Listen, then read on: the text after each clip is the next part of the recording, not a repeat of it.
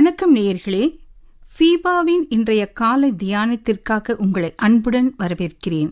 தேவனுக்கு மகிமை உண்டாகட்டும். இந்த காலவெளியில் தியானத்துக்காக எடுத்துக்கொள்ளும் ஓசியாவின் புஸ்தகம் 6ஆம் அதிகாரம் 1ஆம் வசனம். கர்த்தரிடத்தில் திரும்புவோம் வாருங்கள், நம்மை பீறினார் அவரே நம்மை குணமாக்குவார், நம்மை அடித்தார் அவரே நம்முடைய காயங்களை கட்டுவார். ஆம் தேவனுடைய பிள்ளைகளே, அவரே நம்மை குணமாக்குகிறவர், அவரே நம்முடைய காயங்களை கட்டுகிறவர், அவரே அவரே அவரே எல்லாமே அவர் தாங்க. அவர் இல்லாமல் இந்த உலகத்தில் ஒன்றுமே கிடையாது. அவரே அவரே எல்லாம் அவரே. இங்கே என்னென்னா, கர்த்தரிடத்தில் திரும்பணும்னா அவர் தான் நம்மளை பீறினார், அவர் தான் நம்மளை கட்டுவார், எல்லாமே அவர் தான். புரியல? நிறைய நேரங்களில் ஒரு பழமொழி சொல்லுவாங்க, தொட்டிலையும் ஆட்டி விட்டு பிள்ளையும் கிள்றது. இங்கே வேற. இங்கே என்னென்னா, இங்கே பிள்ளையை வளர்க்குறதுக்காக இதெல்லாம் அனுமதிக்கிறார். சில நேரங்களில் நம்ம ஒரு ஜோம் பண்ணுவோம், ஆண்டவர் எனக்கு விசுவாசம் தாரம் ஆண்டவரேன்னு ஜோம் பண்ணால் உடனே விசுவாசம் தரமாட்டார். விசுவாசம் வர வேண்டிய சூழ்நிலையை தருவார். அதுதான் உண்மையாகவே தேவன் நடத்துகிற விஷயம். நம்ம எல்லாரும் நினைக்கிறோன்னா, நம்மளுக்கு ஒரு தேவைக்காக நம்ம ஜெபிக்கும் போது உடனே ஆண்டவன் தேவையை சந்திச்சிடுவார். இல்லை இல்லை இல்லை இல்லை இல்லை இல்லை நம்ம அந்த தேவையில் இருக்கிறோமா இல்லையான்றதை உணர வைப்பார். அடுத்தபடியாக நம்மளோட அந்த தேவையை சந்திக்கிறதுக்கான விசுவாசத்தையும் நம்பிக்கையை அவர் தருவார். அப்புறமா தான் அந்த தேவை சந்திக்கப்படுகிறது. ஸோ இதுதான் காடோட மெத்தட்ஸ். ஸோ அதில் மெயினாக ஆண்டவர் என்ன விரும்புகிறாருன்னா, கர்த்தரிடத்தில் திரும்பணும். நாம் வேறு எங்கேயும் திரும்பக்கூடாது. என்ன அடிச்சிட்டாரு, என்ன உதச்சிட்டாரு, என்ன அப்படி பண்ணிட்டாரு இப்படி பண்ணிட்டாரு அப்படிலாம் புலம்பக்கூடாது. நான் செய்ய வேண்டியது, நான் அவரே என்னுடைய தஞ்சம்னா நான் அவரை பின்பற்றணும். நான் அப்படி இப்படின்னு திரும்பக்கூடாது. என்னுடைய பார்வை நேராக இருக்கணும், என் சரியாக இருக்கணும். அப்போ தான் என்னுடைய ட்ராக் கரெக்டாக போகும். நான் அதை விட்டுட்டு குழந்தை தன்மையாக இன்னும் நான் முதிர்ச்சி அடையாமல் வளராமல் இருப்பேன் அப்படின்னா என்னை வளர்ச்சி வரைக்கும் அவரே பார்ப்பார்.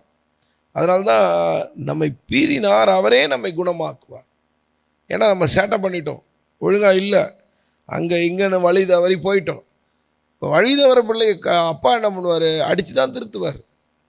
ரோட்டில் கொண்டு போகிறார் அப்பா, கையை விட்டு போயிடாத மகனே, வண்டிலாம் வருது அப்படின்னா அப்போ கையை பிடிச்சிட்டு போகணும்.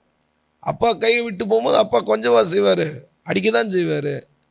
சிச்சித்தா தாங்க பிள்ளை. எனக்கு சிச்சியே இல்லை அப்படின்னா நான் பிள்ளையே இல்லை. வீட்டில் எல்லா பிள்ளையும் இருக்கும். எந்த பிள்ளை மேலே ரொம்ப பாசம் இருக்கோ அந்த பிள்ளை தான் அதிகமாக திட்டுவாங்க. ஏன்னா அந்த பிள்ளை நல்ல பிள்ளை, அது எனக்கு நல்ல பிள்ளையாக ஆகணும்னு. இது என்ன நினச்சிக்குதுன்னா, என்னை ஆண்டவர் ஒன்றும் செய்யலையே, நான் நல்லா தானே இருக்கிறேன், ஆண்டவர் என்னை கை விட்டாரா, என்னை அப்படியாகும் இப்படியாகுன்னு. இது நம்முடைய மனப்பிரமைகள், இதெல்லாம் கற்பனை. வசனம் சொல்லுது, எந்த மனுஷனையும் பிரகாசிப்பிக்கிற மெய்யான ஒளி. இங்கே எந்த மனுஷனையும் தேவன் நடத்துவார், பயன்படுத்துவார். ஆனால் எந்த மனுஷனும் தேவனை விட்டு போகக்கூடாது. ஒழுங்காக ஆண்டவரோடு ஒழுங்காக நம்ம வாழ்க்கையை இருக்கணும். அப்படி இருந்தால் தான் நாம் கர்த்தருக்குள்ளே பலப்பட முடியும், கர்த்தரோடு இணைந்து நடக்க முடியும். அதை விட்டுட்டு நான் அப்படியாக்க இப்படியாக்கன்னு போயினேன்னா எப்படி இருக்கும்? முடியாது. அதனால் இந்த வார்த்தை கேட்டுக்கொண்டிருக்க தேவனுடைய பிள்ளையே, தயவு செய்து உங்களுடைய எல்லா நிலைகளையும் சூழ்நிலைகளையும் அவரே நம்மளை குணமாக்குவார் அப்படின்னு நம்பிக்கையாக இருக்கு. சரி, சில இடங்களில் நம்முடைய காயங்கள் பெருகுகிறது. அப்போ என்ன பண்ணுறது? அவர் காயம் கட்டுவார். ஒரு காயத்துக்கு மருந்து போடும்போது பார்த்திங்கன்னா ஒவ்வொரு காயத்துக்கும் ஒவ்வொரு விதமாக இருக்குது. இப்போ நெருப்பு பட்டதை காயமாக இருந்ததுன்னா அதுக்கு க்ளீன் பண்ணிட்டு அதுக்கு ஆயில்மெண்ட் போட்டு ஓப்பனாக விடுவாங்க, அப்போ தான் சீக்கிரமாக ஆறும். ஒரு சிலது ரொம்ப ஸ்கின் டேர் ஆகிருக்கு அப்படின்னா அது ஸ்டிச்சிங் போட்டு அதுக்கு வேறு மெடிசின் கொடுத்து அதுக்கு ஒரு ட்ரெஸ்ஸிங் பண்ணி நிறைய ப்ராசஸ்.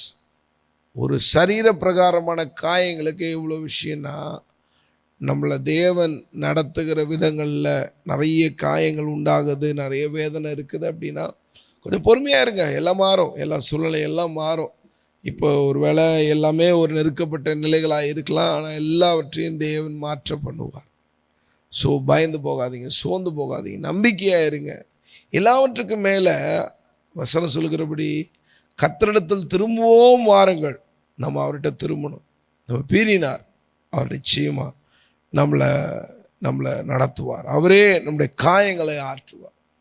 இந்த வார்த்தை கேட்குறதே என்னுடைய பிள்ளையே, உன்னுடைய காயம் எவ்வளோ பெரிதாக இருந்தாலும் உனக்காக சிலுவையில் அடிக்கப்பட்ட அந்த காயத்தை பாருங்கள். ஒரு வாலிப கூட்டத்தை நடத்தி கொண்டு இருந்தேன். அந்த நேரத்தில் அந்த பிள்ளைகள்லாம் ஜெபிக்கிறாங்க. அப்போ அவனுங்க என்ன ஜெபம் பண்ணுறாங்கன்னு தெரியாது. நான் ஜெபத்தை நடத்தின்னு இருக்கிறேன். அப்போ ஆண்டவர் சொன்னார், இவங்க எல்லாம் காரணங்களை பேசுகிறாங்க, என் காயங்களை பாருங்க பாப்போம் அப்படின்னோடனே ஜனங்க எல்லாருடைய வாழ்க்கையில் ஒரு பெரிய மாற்றம் வந்தது. உண்மை, இன்றைக்கி நிறைய பேர் நம்முடைய காரணங்களை சொல்லி, நான் இதனால் உடைக்கப்பட்டேன், இதால் நடத்தப்பட்டேன், இப்படியாக்கம் அப்படியாக்கலாம் பேசுகிறேன். இல்லை, அவரே நம்மளை குணமாக்குகிறவர், நம்முடைய காயங்களை ஆற்றுகிறவர், கட்டி எழுப்புகிறவர், நம்மளை ஒரு நாளும் கைவிட மாட்டார். நிச்சயமாக தேவன் உங்களை நடத்துவாராக. God bless you. இன்றைய காலை தியானத்தில் பங்கேற்றமைக்காக நன்றி. உங்களது கருத்துக்களை பகிர்ந்து கொள்ளவோ மேலும் விவரங்கள் அறிந்து கொள்ளவோ 94585052 என்ற எண்ணிற்கோ அல்லது info@fibaonline.org தொடர்பு கொள்ளவும். தேவன் தாமே உங்களை ஆசீர்வதிப்பாராக. ஆமேன்.